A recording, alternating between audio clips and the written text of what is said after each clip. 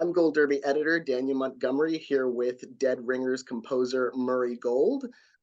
First off, were you able to take any inspiration from the 1988 film, which was composed by Howard Shore? I did. I had a listen to the soundtrack, but I kind of, sometimes you just don't want to have anything in your head other than what you're being sent new. Um, Not contaminate your head is too strong of a verb, but you just sort of just want to interact with the material and let your instincts be your guide. But that being said, I did give it a listen and I caught a bit of Upper East Side New York in the score, I think. And yeah, I mean, I have a huge admiration for Howard Shore and his body of work generally, because he's one of the greats. And at what point in the process were you brought on to the series? Honestly, I don't know, because I don't, it was a lot had been shot, and most of the episodes had been cut. I think they were still working on episodes 5 and 6. So I didn't know where it was going. I hadn't read scripts. I hadn't been sent scripts. So it was post filming, post scripts. It was just the film, which again is very pure. A lot of the time with projects, I'll read scripts and I'll have huge amounts of music written before they've even started shooting. And sometimes that pays off, sometimes it doesn't. But in this case, I had no idea where the story was leading either, so I couldn't give anything away except what I was seeing. you know Is it challenging to compose when you've got that ending that you kind of don't know where you're building to? I mean, I just had a terrible feeling in the pit of my stomach from from I knew it wasn't going to end well. um but I I think, I don't want to preempt any of your questions, but so much of this job of composing is about judging the tone of what you're watching, and Dead Ringers really had a very unusual tone. I feel like it was very direct, even if it was unusual. It spoke extremely articulately and clearly, but it was just a kind of tone somewhere between camp and drama and punk, sort of exhibitionism, that, and also, with some very well-intentioned politics in there as well. um but it was all so mixed in, and there was a general feeling of dread from the second from the second it started, right the way through till the end. So I feel like, even though I didn't know exactly what was going to happen, yeah, I knew it wasn't ending well. And I understand that you got the episodes without any temp score or anything like that. Was What's it like to watch episodes of a series or any project you're working on without any kind of music to, kind of direct your ear or something like that, and and then have to fill that space yourself? You're like, well, I mean, you literally watch it thinking, oh my god, this feels so empty. What's going on?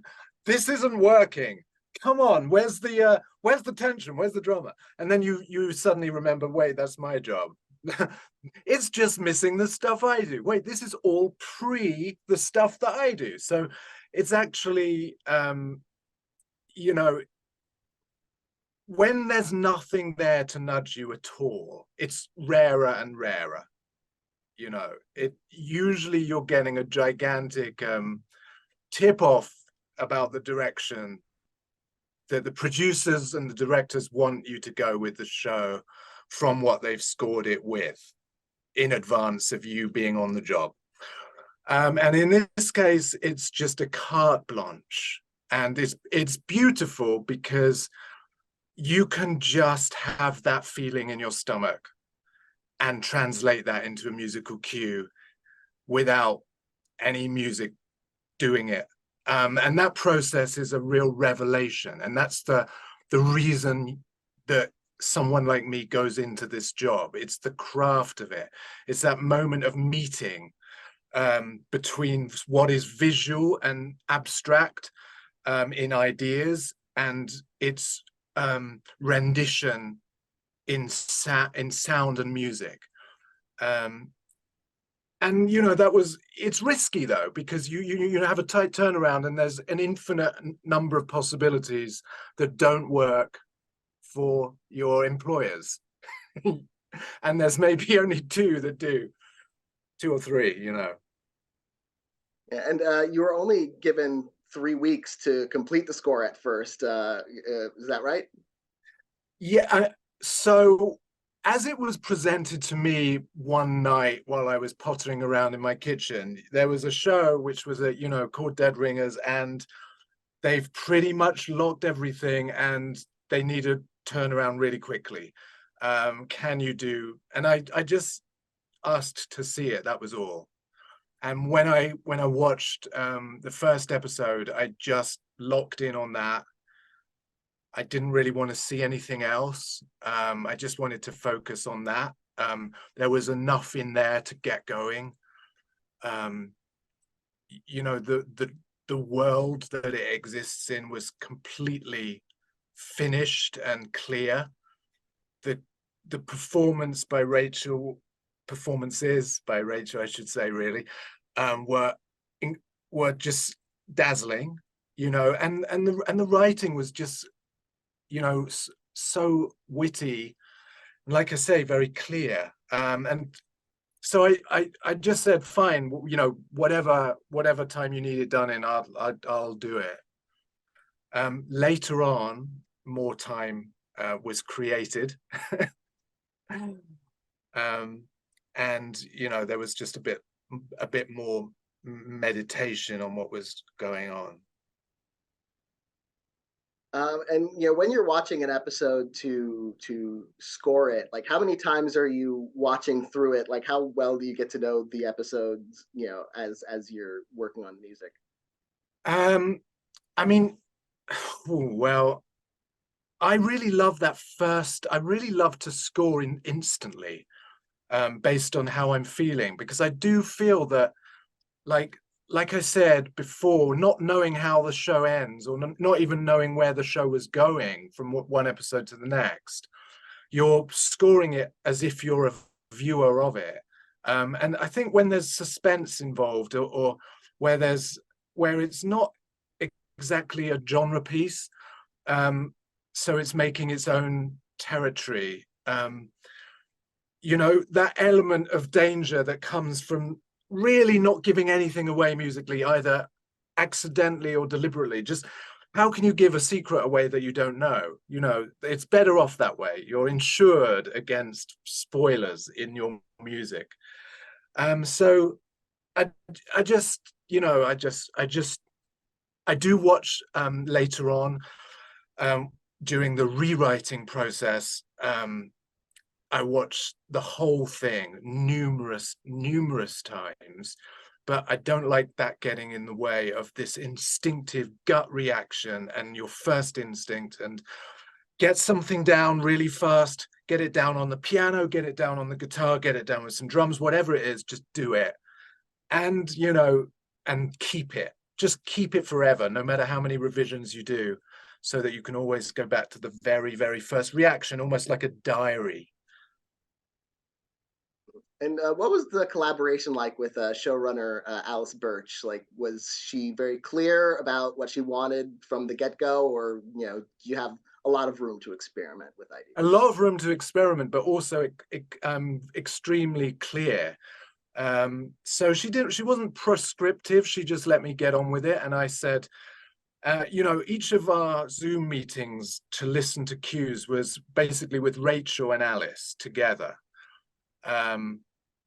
And they were a perfect pair of bosses.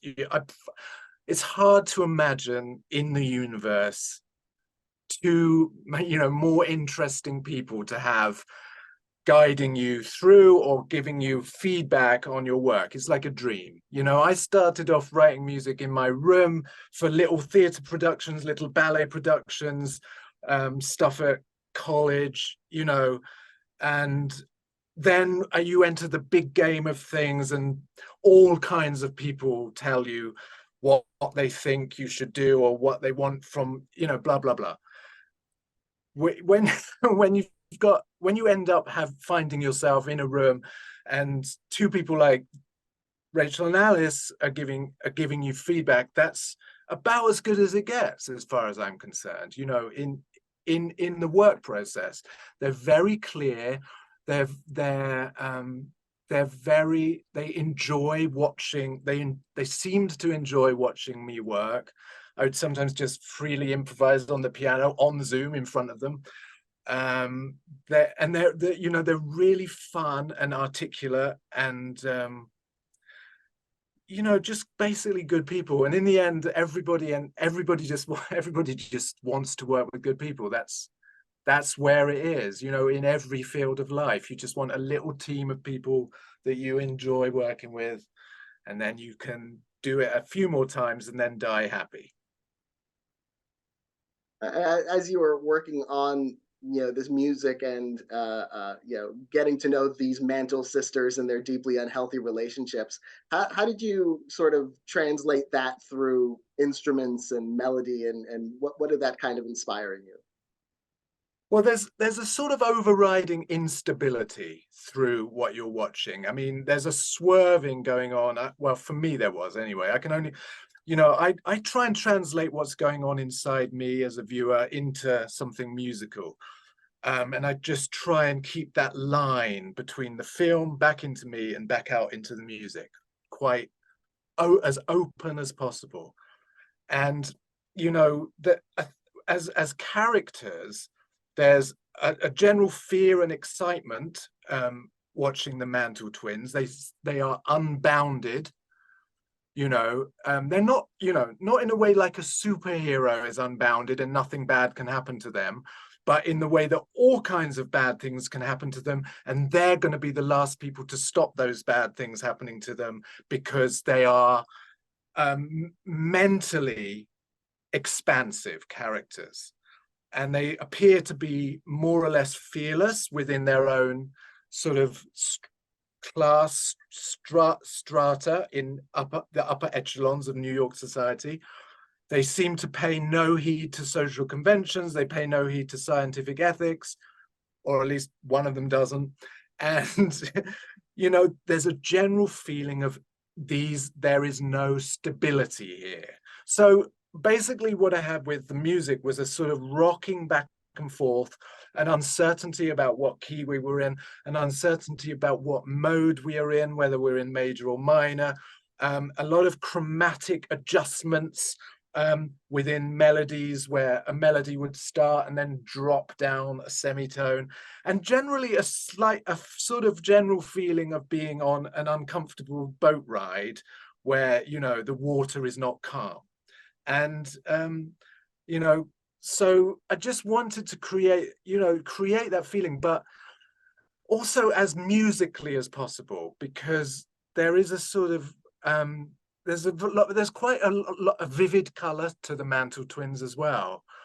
You know, it's not just being lost, where you have no tonality and only drones. You know, so within that feeling of the chromatic ebbs and flows, there's quite a lot of tunefulness as well. And then there's some forward thrusting, you know, energy with the drums and the sort of electronic elements to the score. And it's sort of just, you know, as each layer of was revealed with subsequent episodes, you know, in the most enjoyable way within series drama, you know, where you get a long time to bring in new sounds, new feelings, and just expand your repertoire a bit as the series goes along, which is much harder to do in movies. That those pieces just grew from where we started in episode 1. And did the two sisters inspire their own any of their own individual musical themes or motifs that sort of identified them? I mean, right from the get-go, there was this ravenous hunger with Elliot, and I sort of basically recorded someone just going om nom nom nom nom nom nom nom nom, like a, you know, like a Pac-Man, basically. And I kind of put that in one of the first cues that I sent Alice, and I think, you know, she thought, oh, this is interesting, and that was used in the swap scene, and it kind of like wasn't used all that much through the rest of the series, but there was enough of it at the beginning. And then I guess Beverly and Elliot, but really Beverly, you know, has her needy, just aching love theme, which is just this slow kind of balletic kind of just movement through the night with Genevieve. I say perhaps it was Beverly and Elliot because it kind of almost, Elliot starts that, and then it's sort of that, you know, because I feel that the theme of Dead Ringers is basically love. You know, it is this this really I think in both, you know, this is really connects the original movie with this new version of the story, is it's about a very unhealthy, a very uncomfortable, almost mythic love that we, almost the kind that we experience as teenagers and adolescents, that really, you know, not a gentle, enjoyable love, just, and I think it was between the two sisters as well. I think that's really where it is. It's about, without you, I can't live. And it's what, you know, people hurt themselves for. It's what rock and roll sings about a lot. And it's incredibly painful to watch the twins' relationship. So I think one of the themes starts off being about Beverly and Genevieve's relationship and becomes about Beverly and Elliot together. And by the end, by the final episode, when they reunite, that is really the love coming back together. And then, no spoilers, but, you know, then there's the ending. Well, I want to congratulate you on your work on the score and on this really eerie and fascinating series. And thank you so much for talking with me about it. It's been a pleasure. Thank you for inviting me on.